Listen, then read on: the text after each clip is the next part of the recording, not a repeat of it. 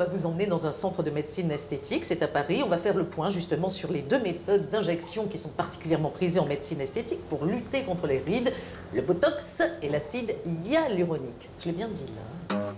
Je suis chirurgien plasticien. En ce qui concerne le rajeunissement, nous avons bien sûr les techniques chirurgicales, mais la chirurgie n'est pas forcément la seule solution et la solution unique au problème de vieillissement. La médecine esthétique prend tout son rôle. Nous nous sommes vus il y a une dizaine de jours à propos de quelques rides qui vous embêtent un petit peu.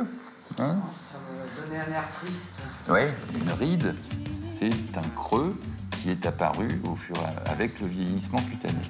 Avec un produit tel que l'acide hyaluronique, on met en place ce produit le long de la ride, dans l'épaisseur de la peau, pour remplir la ride, retendre la peau et donc diminuer l'effet de creux.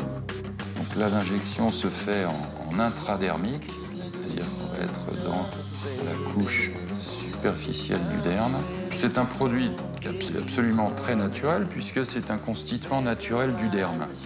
C'est un produit qui assure l'hydratation normale de la peau et cet acide hyaluronique va se mélanger à l'acide hyaluronique normal du derme.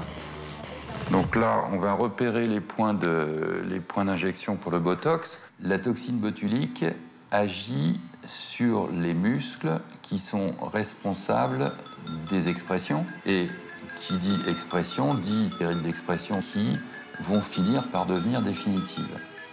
Donc le botox va agir sur ces muscles en diminuant leur force de contraction et donc en déstressant la peau, et ce qui entraîne un effet de relissage. Faire de la toxine botulique sur ces régions fronto-orbitaires ne pose pas de problème dans la mimique. Alors que si l'on faisait du botox sur d'autres zones du visage, par exemple pour traiter les rides de la lèvre, si on affaiblit trop le muscle orbiculaire, celui qui nous fait voilà, à ce moment-là on paralyse les lèvres et là on n'a plus d'expression.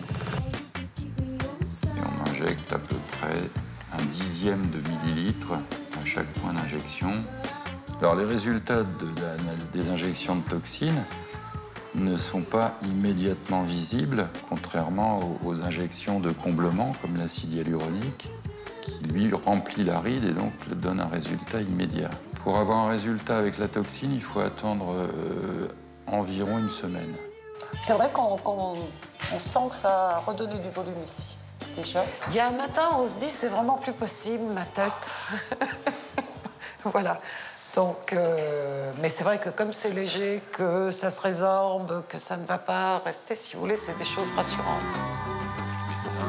Aujourd'hui, disons que j'ai à peu près 40% de clientèle de médecine esthétique. Ça se démocratise de plus en plus et ça devient de moins en moins exceptionnel.